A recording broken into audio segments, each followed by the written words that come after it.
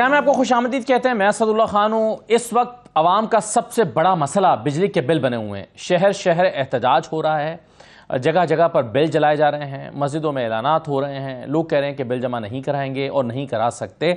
लोगों का ख्याल है कि पिछले महीने उन्होंने जो बिल अदा किए वो बड़ी मुश्किल से अदा किए। कई लोगों ने अपनी किस्तें करवाईं, कई लोगों ने उधार पकड़े, कई लोगों ने अपने छोटे छोटे असासे बेचे, बिल जमा कराए। लेकिन अब इस महीने जो बिल आए हैं वो उससे भी बढ़कर आए हैं और लोगों के सब्र का पैमाना ऐसा लगता है लबरेज हो गया है और जगह जगह पर एहतजाज शुरू हो गए हैं। कई जगहों पर एहतजाज होने दिया गया है, कई जगहों पर एहतजाज को रोका भी गया है पुलिस की जानिब से। लेकिन इस पर यह मसला अब इतना बड़ा होकर सामने आया है कि निगरान वज़ीर-ए-आज़म अनवर काकड़ साहब ने भी इस पर एक कल हंगामी इजलास तलब किया है। लेकिन सवाल ये पैदा होता है कि पीडीएम की हुकूमत ने एक साल में जो 1,500 अरब का इजाफी बोझ सार्फिन पर डाला था, क्या उसको मैनेज करने का कोई रास्ता निगरान हुकूमत के पास मौजूद है? क्या वो ये बोझ वापस ले सकते हैं? क्या वो कोई इस लिहाज से रिलीफ दे सकते हैं कि मोड ऑफ पेमेंट थोड़ा सा आसान कर दें, या इसको आइंदा दिनों में जब सर्दी के मौसम में बिजली का इस्तेमाल थोड़ा कम हो जाता है उन दिनों में जाके इसको मैनेज करें? क्या रास्ते मौजूद हैं निगरान हुकूमत के पास? और जाहिर है ये जो एहतजाज हो रहा है इसका प्रेशर उस हुकूमत पर भी आ रहा है जो हुकूमत अब जा चुकी है, लेकिन उन्होंने अगला इलेक्शन लड़ना है। तो कॉन्स्टिट्यूएंसीज में जब जाएंगे तो लोगों का ये सवाल सामने आएगा और इस सवाल का जवाब देना पड़ेगा। साथ ही साथ एक और बहस भी शुरू हुई है, और वो बहस जो है वो पीपल्स पार्टी की कल की मीटिंग के बाद शुरू हुई है। और पीपल्स पार्टी ने जब ये कहा कि हमें गारंटी दी गई थी कि सीसीआई की मीटिंग में अगर आप सेंसस को अलाउ करते हैं पब्लिश करने को, इसके बावजूद भी इलेक्शन 90 दिन में ही होंगे। लेकिन ऐसा इकबाल साहब कहते हैं कि ऐसा कोई वादा नहीं किया गया था, ऐसी कोई बात ही नहीं हुई थी। और वो कह रहे हैं कि जब आप इसको पब्लिश करने को अलाउ कर रहे हैं और इस पर इत्तफाक कर रहे हैं तो इसका ऑटोमेटिक मतलब ये है कि इलेक्शन तो डिले होंगे।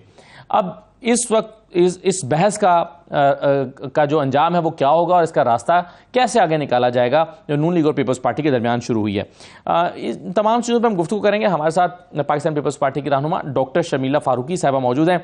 बहुत शुक्रिया डॉक्टर साहब, खुश आमदीद कहते हैं आपको। अली कौर बलोच साहब हमारे साथ मौजूद है, मुस्लिम लीग नून के रहनुमा हैं। आमिर जाद साहब हमारे साथ मौजूद हैं, सीनियर तजज़ियाकार हैं। और प्रोग्राम के दूसरे हिस्से में ज़रा हम कुछ जो कानूनी चीज़ें हैं इस वक्त जो अदालतों के अंदर मामला चल रहे हैं उस पर सलमान अकरम राजा साहब से भी बात करेंगे दूसरे हिस्से में जाकर। मैं शर्मिला फारूकी साहबा, सबसे पहले तो ये बताइए, ये बिजली के बिलों का मामला है। जाहिर है लोगों का शिकवा पीडीएम की उसी हुकूमत के साथ है जो एक साल में 1,500 अरब का बोझ डाल की गई है। इसको कैसे इलेक्शन में जाके लोगों के सवालों का जवाब देंगे? और इस वक्त सरे 10 जो मसला है लोगों का, इसको कैसे हल किया जा सकता है? शुक्रिया खान साहब। देखिए, ये तो एक बहुत ही सीरियस इशू है और गरीब तो जो तबका है वो तो बिल्कुल ही पिस चुका है। लेकिन हर किसी को अब ये जो तकलीफ है ये शिद्दत से महसूस हो रही है। अनफॉर्चुनेटली हमारे यहाँ सर्कुलर डेट का इशू, हमारे यहाँ बैरूनी कर्जे, ये तमाम चीज़ें, फिर IMF की कंडीशनैलिटीज़, ये तमाम चीज़ें जो हैं ये एक आम आदमी के ऊपर बोझ पे बोझ डालती चली जा रही हैं। ये खुदा न खासा एक पूरा इकोनॉमिक कोलैप्स की तरफ सिस्टम जा रहा है। ये इस तरीके से इस मुल्क में किसी का गुजर बसर नहीं हो सकेगा। बात ये है कि हमें out of the box solutions ढूंढने पड़ेंगे। ये जो इशू है, ये जो पेट्रोल की बढ़ती हुई कीमतें या जो बिजली की बढ़ती हुई नरखें, ये दीज आर अनडिफेंडेबल। मतलब कोई भी मेरी जगह हो, कोई भी शख्स किसी भी जमात से उसका ताल्लुक हो, ये इसको डिफेंड नहीं कर पाता, क्योंकि ये एक ऐसा इशू है जो डायरेक्टली एक आम आदमी को मुतासर करता है। बिजली की नरखें बढ़ेंगी, कॉस्ट ऑफ प्रोडक्शन बढ़ेगी, खाने पीने की आम अशिया, हर चीज़ पे महंगाई का बोझ आएगा। इसी तरीके से पेट्रोल की जब कीमतें बढ़ती हैं तो उसका एक ओवरवेलमिंग इफेक्ट हो जाता है तमाम चीज़ों के ऊपर। अगेन प्राइसेस बढ़ जाती हैं और ये बतदरीज बढ़ती चली जा रही हैं। बात यह है कि इसका हल ये है कि एक इलेक्टेड गवर्नमेंट आए और वो अवाम के मसाइल का हल ढूंढे, इकोनॉमिक स्टेबिलिटी की तरफ जाए। बहुत सारे हमारे ऐसे इदारे हैं जहां पर मैं समझती हूँ जिसे कहते हैं ना वाइट एलिफेंट्स, जहां पर सरकार का पैसा जो है वो लग रहा है लेकिन वहां से कुछ फायदा नहीं हो रहा है। इस मुल्क के अंदर जब तक इकोनॉमिक स्टेबिलिटी नहीं आएगी, मईशत का पहिया नहीं चलेगा, नौकरियां नहीं आएंगी, लोगों को रोजगार नहीं मिलेगा, लोग अपना गुजर बसर नहीं कर सकेंगे। हाँ, बिल्कुल सही है। और आपने जो अल्फाज इस्तेमाल किए ये बड़े परेशान कुन अल्फाज हैं। आपने कहा कि इकोनॉमिक कोलैप्स की तरफ हम बढ़ रहे हैं।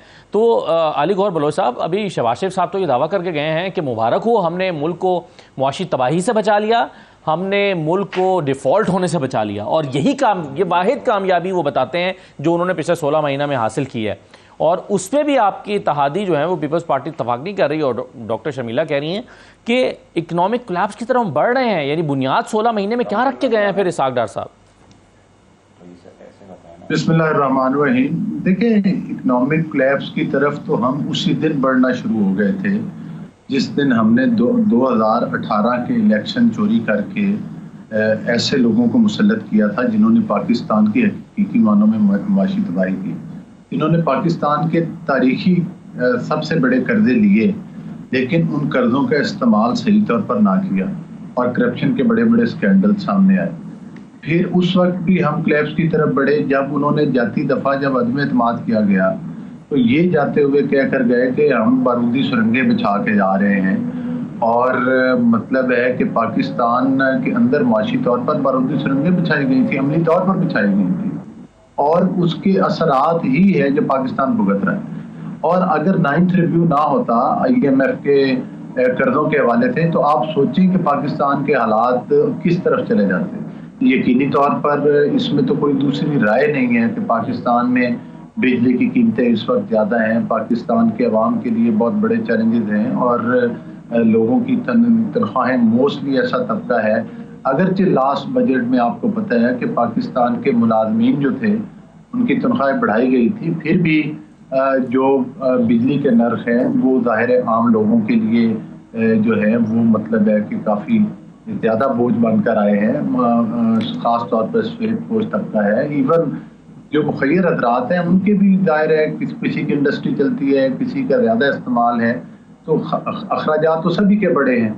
तो मैं समझता हूँ कि उस तरह से आमदन के में इजाफा नहीं हुआ। लेकिन बात यह है कि आपको ये भी यहाँ पर देखना होगा कि एक वक्त वो था कि जब 20-20 घंटे की लोड शेडिंग भी होती थी और बिजली पैदा करने के कारखाने लगे, लेकिन बिजली के नर्ख नहीं बढ़ाए गए थे।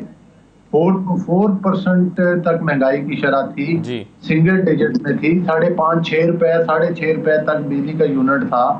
तो फिर ये मतलब है कि लेकिन बलोच साहब, क्या आपकी जो देखें, आपने एक तो अवाम के मसाइल हैं, दूसरा आपने अभी इलेक्शन में उतरना है, क्या आपकी ये नाकिस इंतखाबी हिकमत अमली नहीं होगी कि आप 2017 की बात कर रहे हैं और लोग आपसे आज का पूछ रहे हैं?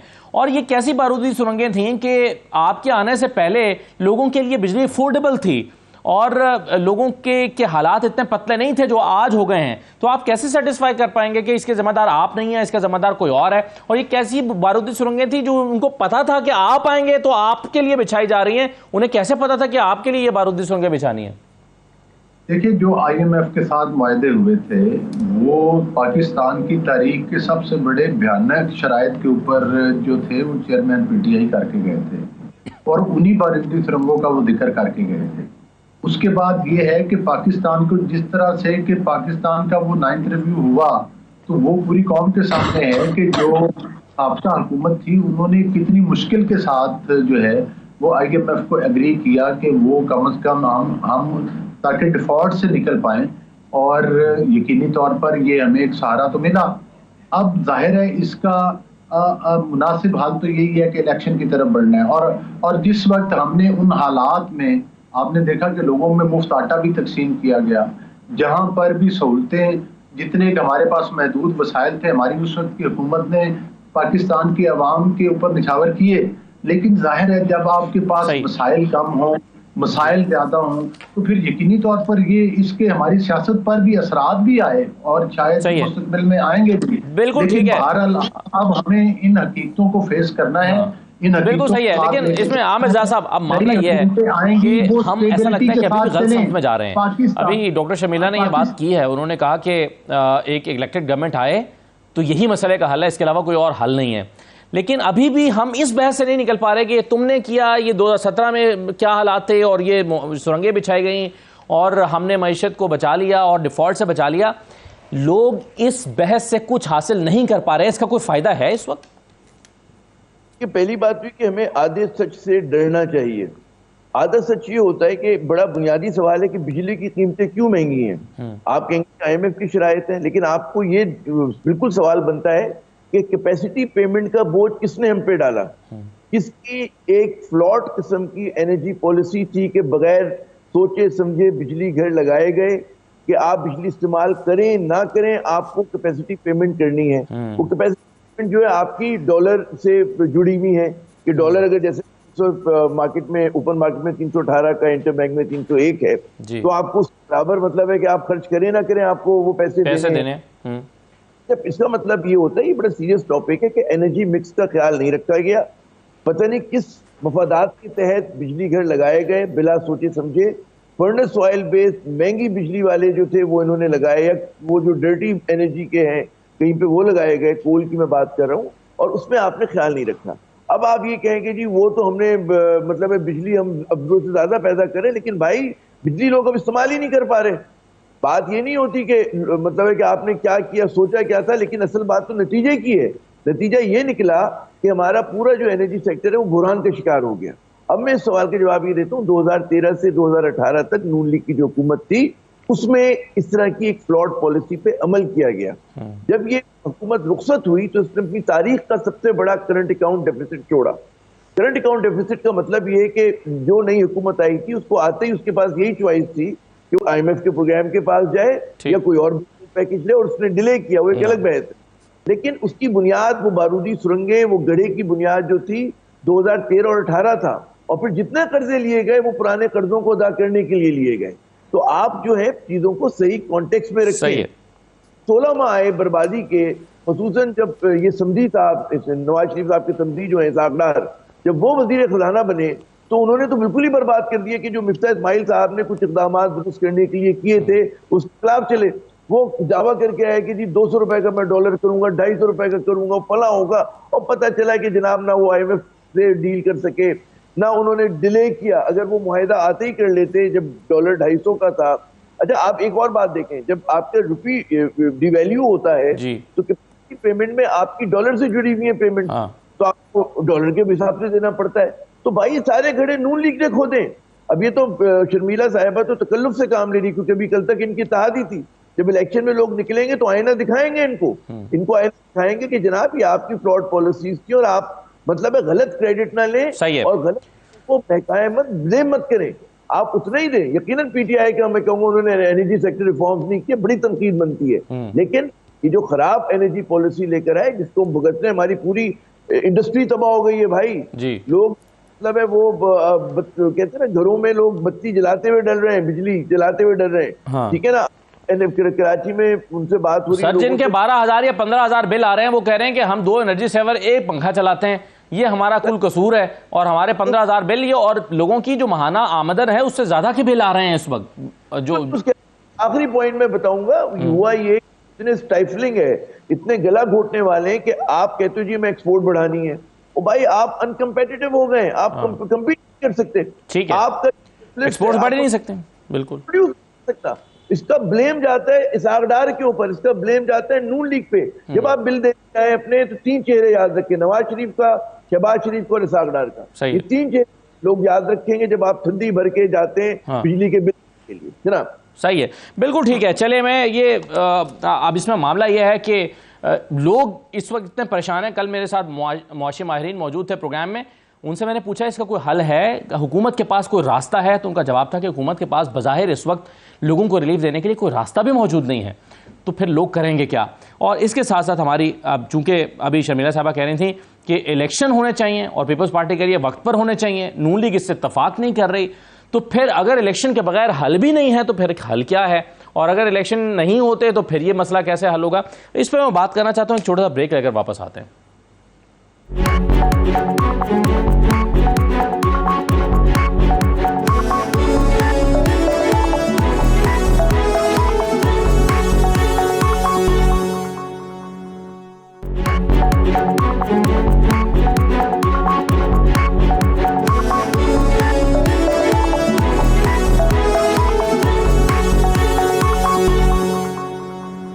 दोबारा आपको खुशामदीद कहते हैं। पीपल्स पार्टी ये कहती है कि हमें यकीन दहानी कराई गई थी जब CCI की मीटिंग में सेंसस को पब्लिश करने पर वोट लिया जा रहा था, तो उस वक्त कहा गया था कि इलेक्शन 90 दिन में ही होंगे।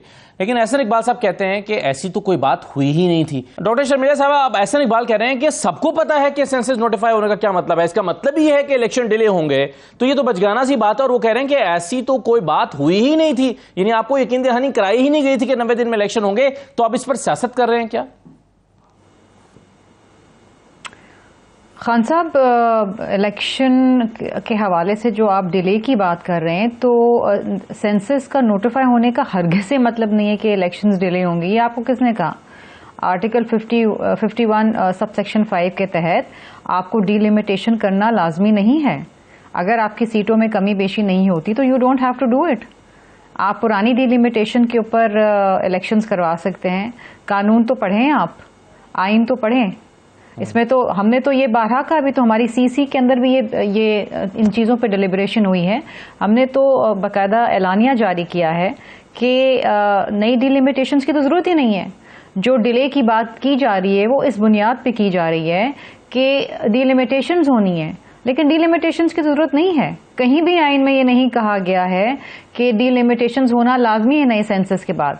और अगर डिलिमिटेशन नहीं होती तो इलेक्शन 90 दिन में हो सकते हैं। There is no delay in that.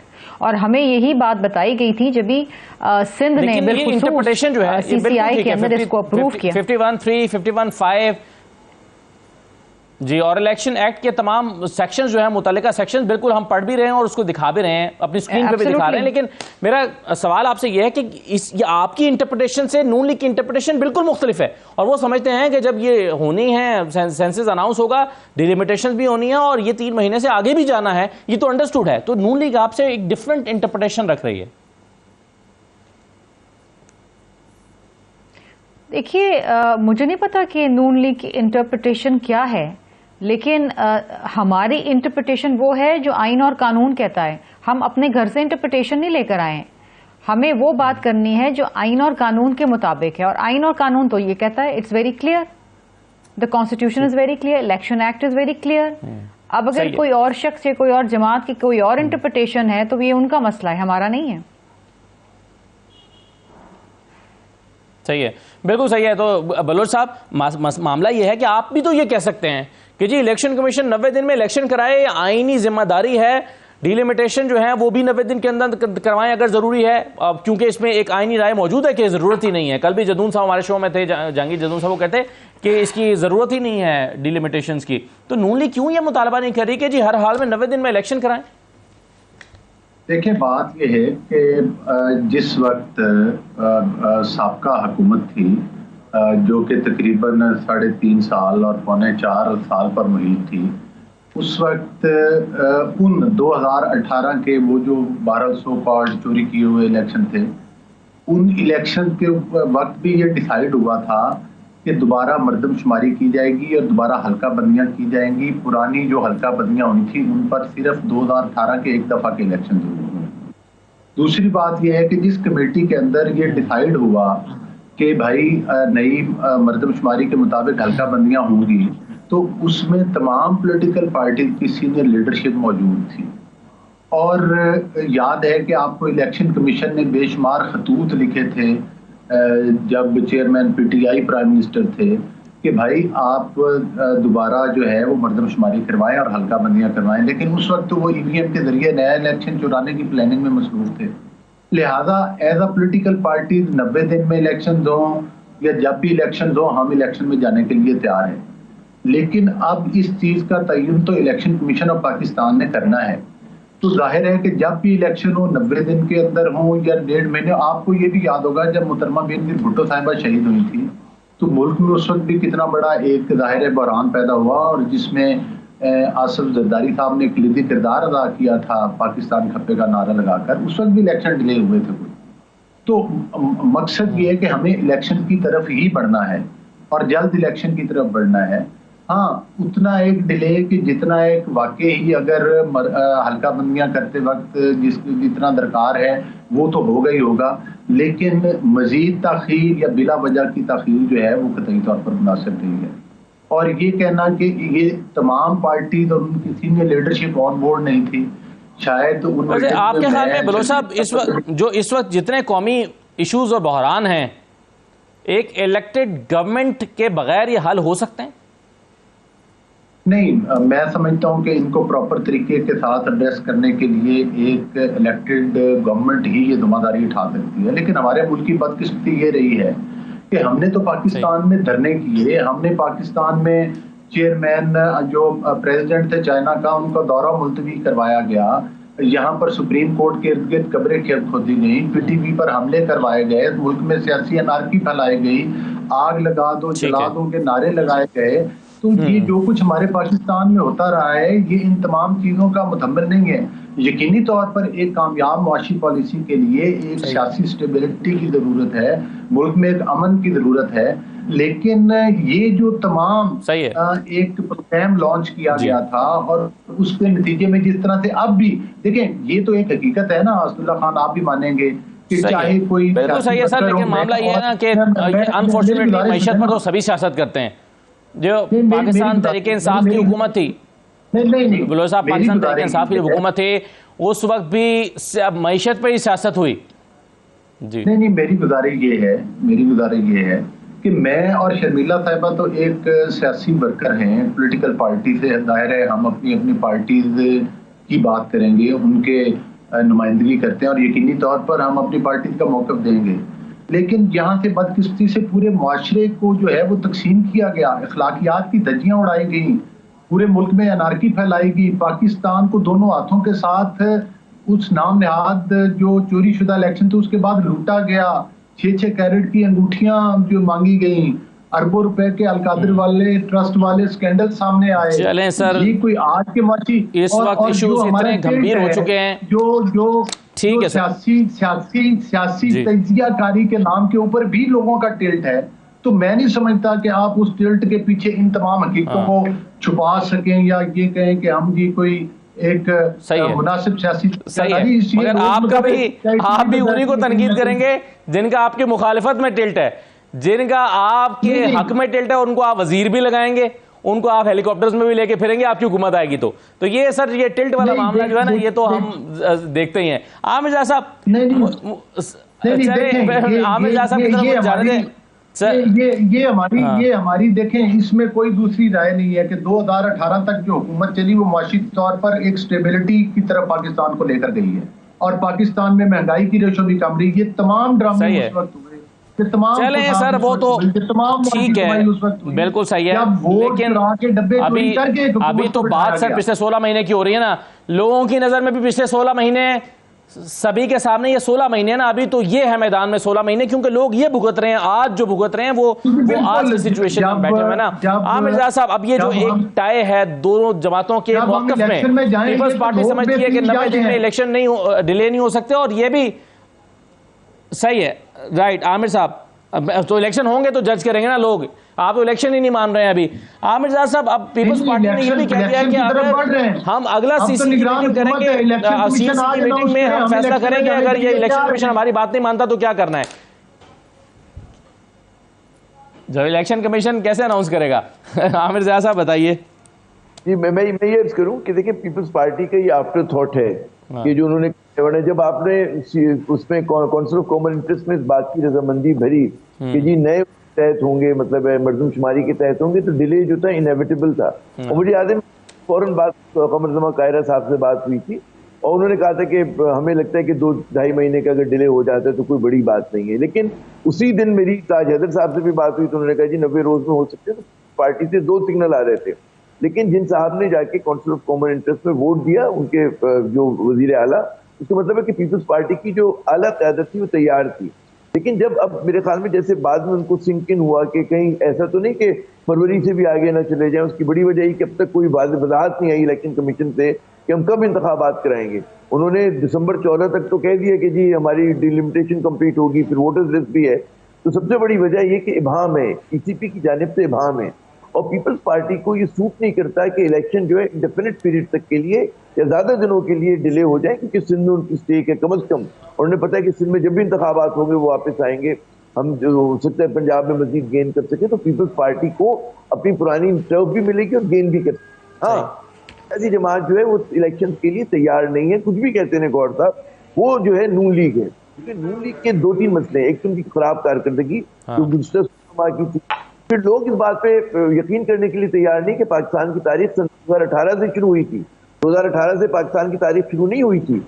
ये जो अभी तबाही आई है उसकी बुनियाद तो हम लोगों ने बहुत पहले से रखी हुई है, वो चाहे वो से लेकर फ्रॉड एनर्जी पॉलिसी के जरिए और बहुत सारे कैपेसिटी पेमेंट्स की बात कर रहे थे अभी आप। जी, कैपेसिटी पेमेंट, बदनवानी के बड़े बड़े स्कैंडल से वो हमने मान्यता बहुत पहले से रखा हुआ है। ये नहीं होता कि 2018 के इंतखाबात वैसे ही हुए थे जैसे 2013 के हुए थे, ठीक है, या 2008 के हुए थे, या 2002 के हुए थे। हमारे आमिर साहब, ये जो आपने बात की, ये जो आपने कहा कि ये आफ्टर थॉट है पीपल्स पार्टी का, इस पर अगर आप इजाजत दें तो मैं शर्मिला साहबा की राय ले लूं। ये शर्मिला साहबा, आमिर साहब कह रहे हैं आफ्टर थॉट है ये, उस वक्त आप राजी थे इस बात के कि डिले हो जाए तो खैर है। पीपल्स पार्टी पहले दिन से इलेक्शंस की डिमांड कर रही है, और पीपल्स पार्टी वो जमात है जिसने पहले दिन से कहा है कि आईनी तारीख के अंदर इलेक्शंस होने चाहिए। अगर असेंबलियां अपने वक्त पर रिजॉल्व होती हैं तो 60 दिन, अगर उससे पहले होती हैं तो 90 दिन।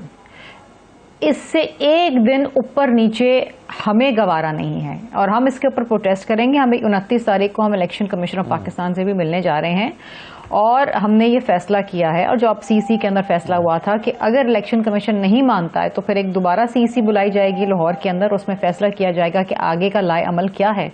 There is no way. Peoples Party पहले दिन से इस बात के ऊपर बिल्कुल वाजे है कि इलेक्शंस जो हैं वो 90 दिन के अंदर होने चाहिए। सही है।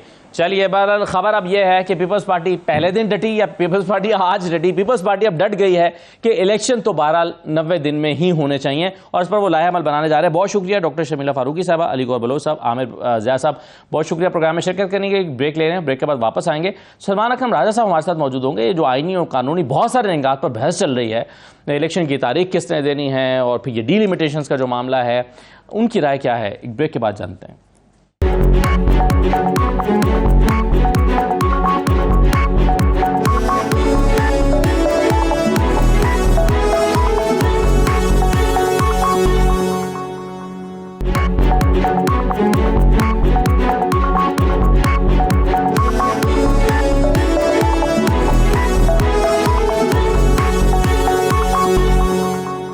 ब्रेक के बाद दोबारा आपको खुशामदीद कहते हैं।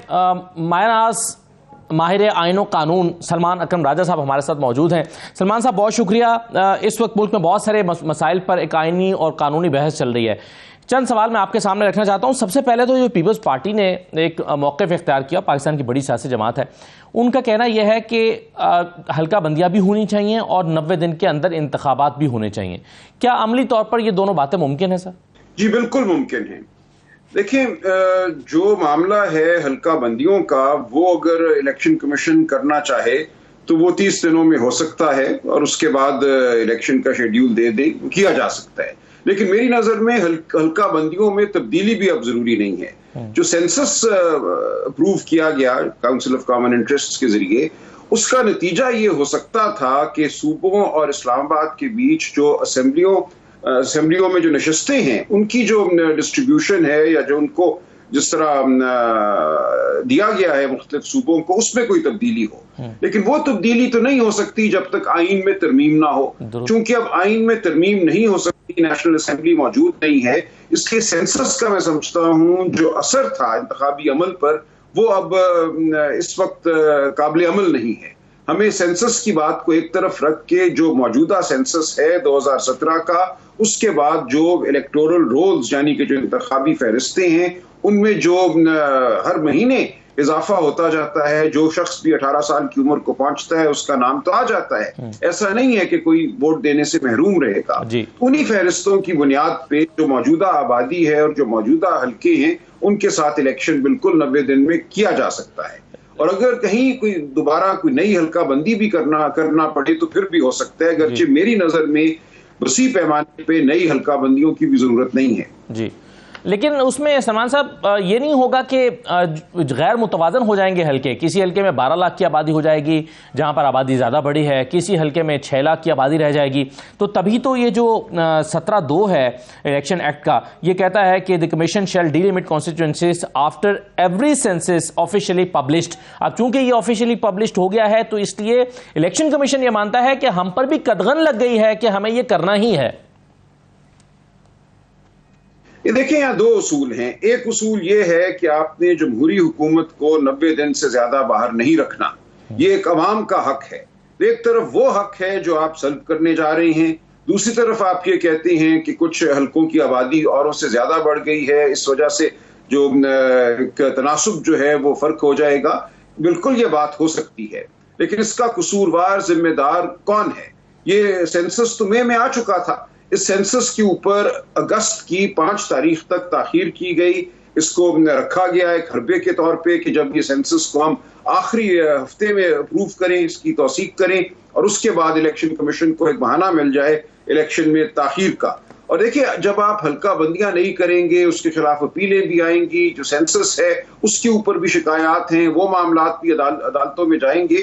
तो अगर आप अब इस सेंसस की बुनियाद पे आगे बढ़े तो मुझे ये खदशा है और बहुत से लोगों को ये खदशा है कि मामला ये फिर 1-2 महीने आगे नहीं जाएगा, ये बहुत आगे जा सकता है। तो इसलिए इस वक्त सूरत हाल ये है कि हुकूमत की कोताही की वजह से सेंसस जो है 5 अगस्त तक अप्रूव नहीं हुआ। उसके बाद अब जो सूरत हाल है वो ये है कि 90 दिन में इलेक्शन कराना एक आईनी जरूरत है। 90 दिन में जितने अच्छे इलेक्शन आप करा सकते हैं, और ये थोड़ा सा मसला रह जाएगा अगर किसी हल्के में बहुत आबादी बढ़ गई है और बाकी हल्कों में कम रही है, तो हो सकता है 2-4 हल्कों में ये मामला हो। लेकिन जहां पूरे मुल्क का ताल्लुक है और पूरे मुल्क की जमहूरी हुकूमत का ताल्लुक है, तो मेरी नजर में ये निस्बतन छोटा मामला है। हमें जमहूरी हुकूमत को बाहर नहीं रखना। एक गैर मुअय्यना मुद्दत के लिए हमें आइन में दी गई मुद्दत के अंदर इलेक्शन करा देने चाहिए। ये आइन का बड़ा तकाजा है। आप सलमान साहब, आप भी सुप्रीम कोर्ट में मौजूद हुआ करते थे जब ये मामला चल रहा था इलेक्शंस का, और 14 मई की तारीख भी आई, 90 दिन पर बहुत बहस हुई। उस पर इलेक्शन कमीशन का एक आर्गूमेंट था, वो ये कहते थे कि आइन को और कवानीन को टोटलिटी में देखना चाहिए। वो कहते थे कि अगर 90 दिन में इंतखाबात कराना आइनी जिम्मेदारी है तो फिर साफ शफाफ इंतखाबात कराना भी आइनी जिम्मेदारी है। हम एक आइनी जिम्मेदारी को पूरी करने के लिए दूसरी आइनी जिम्मेदारी को कुर्बान नहीं कर सकते। तो यहां पर अगेन ये आर्गूमेंट उनकी तरफ से तो आएगा कि अगर 224 आइन में मौजूद और 90 दिन की जिम्मेदारी है तो फिर हल्का बंदियां भी जिम्मेदारी है, यह भी कानून में ही लिखा हुआ है, तो इसको हम कैसे फरामोश कर दें। सवाल मेरा आपसे यह है कि क्या आइन जो है उसको मुकद्दम समझा जाता है एक्ट के निस्बत जब 2 चीजें आपस में टकरा रही हों? जाहिर है आइन फौकियत रखता है, और जो इलेक्शन कमीशन का वो मौकफ था उसको सुप्रीम कोर्ट ने अक्सर रद्द किया है और एक लग़्व मौकफ था। देखिए, ये नहीं कहा जा सकता कि आइन जब ये कह रहा है कि 90 दिन में इलेक्शन कराओ सूबाई असेंबली के, तो अब इसलिए इलेक्शन नहीं कराएंगे कि अगर सूबाई असेंबली मुंतखब हो गई और सूबे में हुकूमत बन गई तो कौमी असेंबली का जो इलेक्शन है उस हवाले से सूबे को कोई असर डालने का मौका मिल जाएगा। ये एक ऐसी बात है जो आइन साजों के जहन में थी।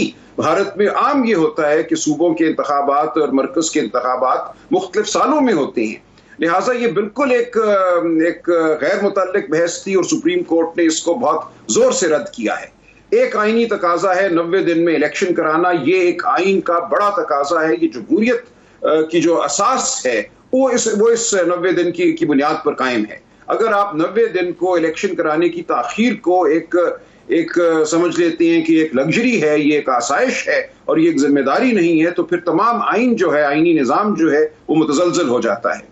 इसलिए इलेक्शन कमीशन का रवैया उस वक्त भी गैर मुनासिब था, आज भी मुनासिब नहीं है। सही है। एक बहस सलमान साहब ये भी है कि जो CCI की मीटिंग हुई थी वो मुनक्किद नहीं की जा सकती थी क्योंकि उसमें 2 वज़राए आला ऐसे बैठे थे जो सिर्फ डे टू डे अफेयर्स चला सकते हैं और वो इतने अहम मामले पर अपनी राय नहीं दे सकते आईनी और कानूनी तौर पर।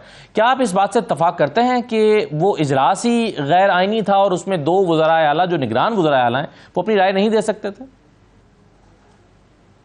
ये मैं बिल्कुल इत्तफाक करता हूँ। देखिए, और ये सूरत हाल इसलिए पैदा हुई कि आपने सूबों में इलेक्शन नहीं कराए। सूबों में इलेक्शन तो अप्रैल में हो जाने चाहिए थे, ज्यादा से ज्यादा मई में हो जाने चाहिए थे।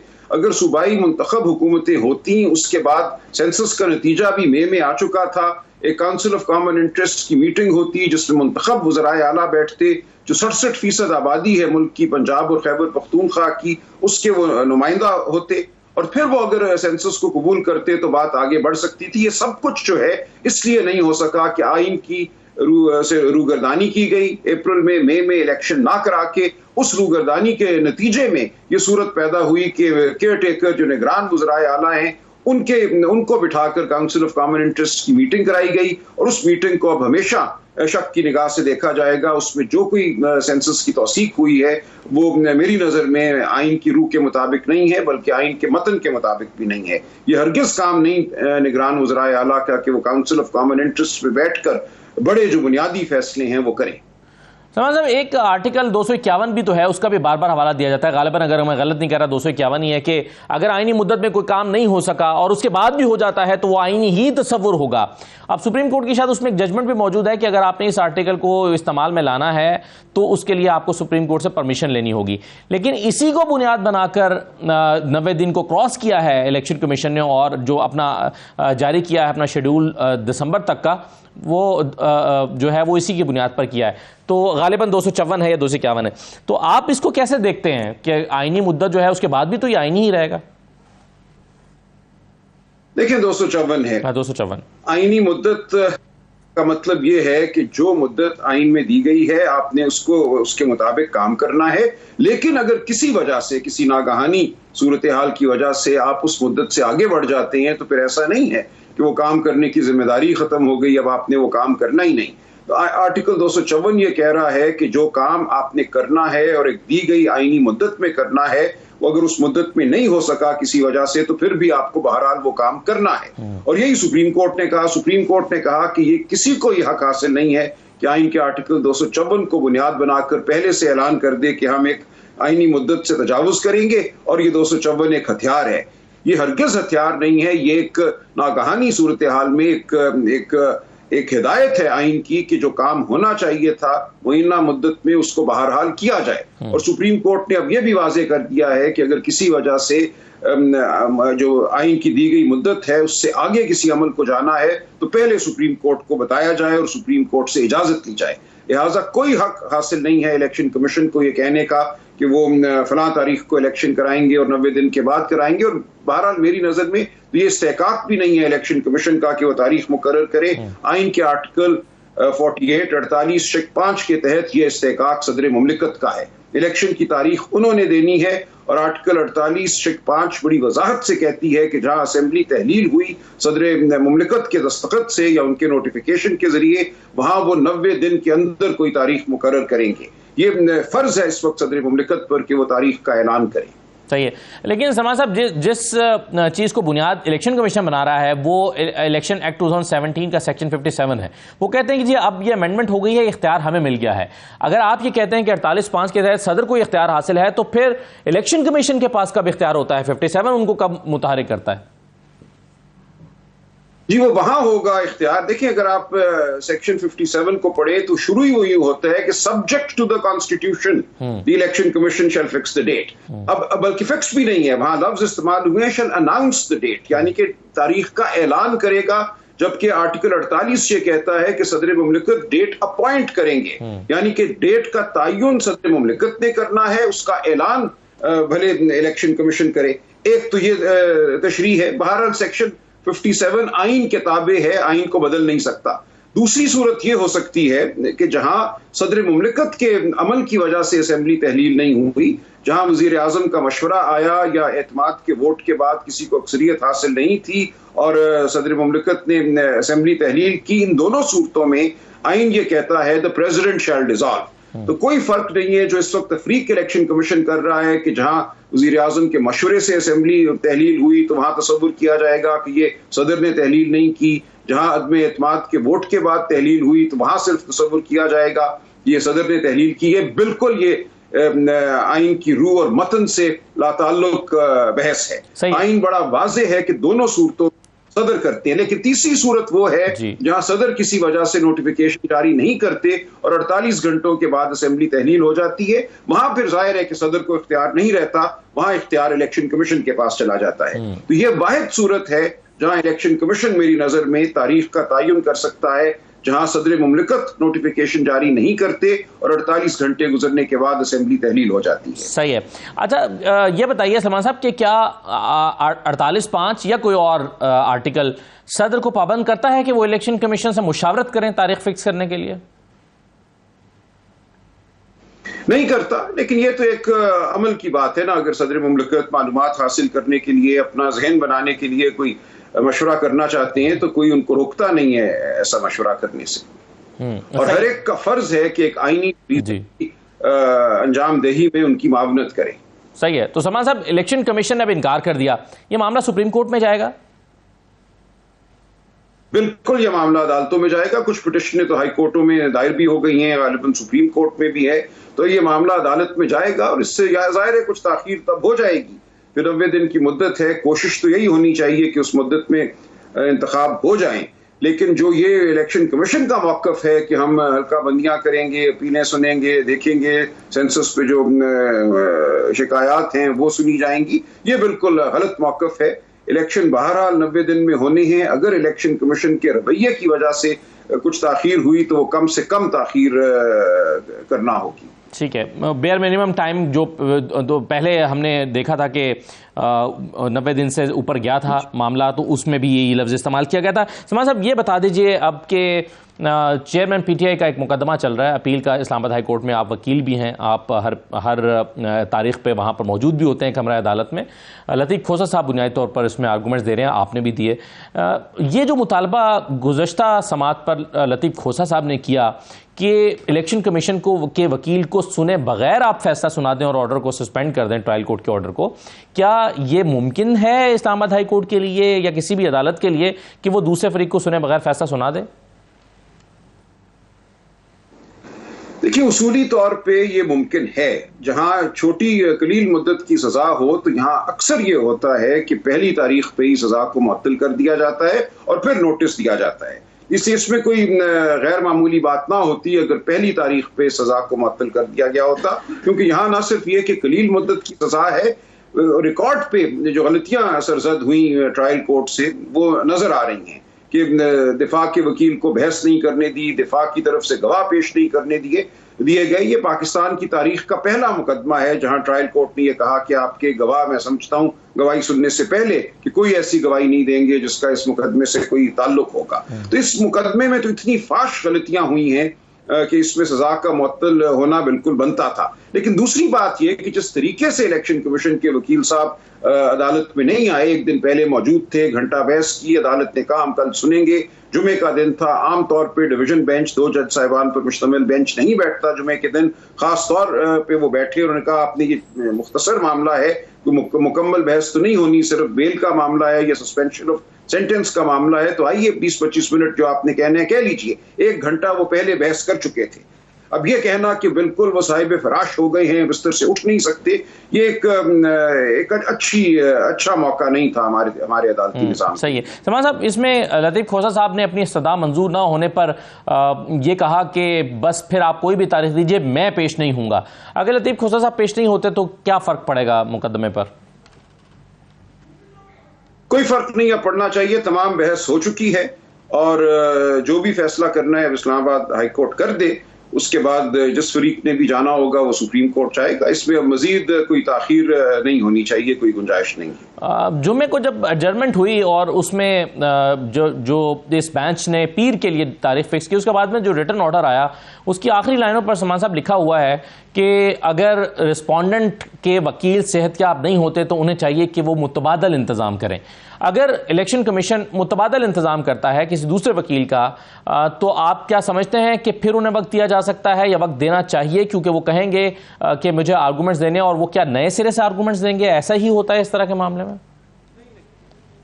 देखिए, ये जब अदालत लिखती है कि मुतबादिल इंतजाम करें, उसका मकसद ही ये होता है कि अब मजीद वक्त नहीं दिया जाएगा। ये वकील साहब अगर अलील रहते हैं तो फिर कोई और आकर बहस करे। इस जुमले का मकसद ही ये है कि इलेक्शन कमीशन को तंबीह करना कि अब हतमी तौर पे पीर वाले दिन बहस सुनी जाएगी, आप कोई ना कोई वकील पेश कीजिए, इससे आगे अब ये मामला नहीं जाएगा। लेकिन अक्सर हमने अदालतों में देखा है सलमान साहब के एक वकील साहब आते हैं और वो कहते हैं कि मुझे तो आज ही इंगेज किया गया है, मेरी तैयारी नहीं है, मुझे फाइलें देख लेने दीजिए। तो ये भी तो हम अदालतों में देखते हैं। आपके बात यहाँ नहीं होगी। देखिए यहाँ तो मकसद ही ये मुतबादिल वकील के कहने का ये है कि ताकि मजीद ताखीर ना हो। अब अगर कोई वकील साहब आते हैं और कहते हैं कि मुझे आज फाइल मिली है, मेरा नहीं ख्याल कि अब अदालत उनको आगे कोई मौका देगी। ये बहुत वक्त था, पूरा एक जुमा हफ्ता इतवार मौजूद था। हम तो हर इतवार दफ्तर में होते हैं, हर हफ्ता दफ्तर में होते हैं, इसलिए हमारे पेशे में कोई हफ्ते इतवार की कोई छुट्टी कोई माने नहीं रखा करती। सलमान साहब, आखिरी सवाल ये कि अगर ये जजमेंट सस्पेंड हो जाती है ट्रायल कोर्ट की, तो क्या आप चेयरमैन पीटीआई की रिहाई अमल में आता हुआ देखते हैं, या फिर दीगर केसेस में चूंकि उनकी कई जमानतें खारिज हुई हैं तो अभी उनकी रिहाई अमल में आना मुमकिन नहीं है? देखिए वो देखेंगे दूसरे मुकदमों में क्या सूरत हाल है। अगर जमानतें खारिज हुई हैं और वहां गिरफ्तारी डाली गई है तो फिर वो मामला भी सामने आएगा। लेकिन देखिए उन मुकदमों में तो सिर्फ इस बुनियाद पे जमानत खारिज हुई है कि उस दिन वो अदालत में पेश नहीं हो सके, जबकि उनको गिरफ्तार किया हुआ था, वो अटक पे मौजूद थे, वो कैसे पेश होते उन दिनों में।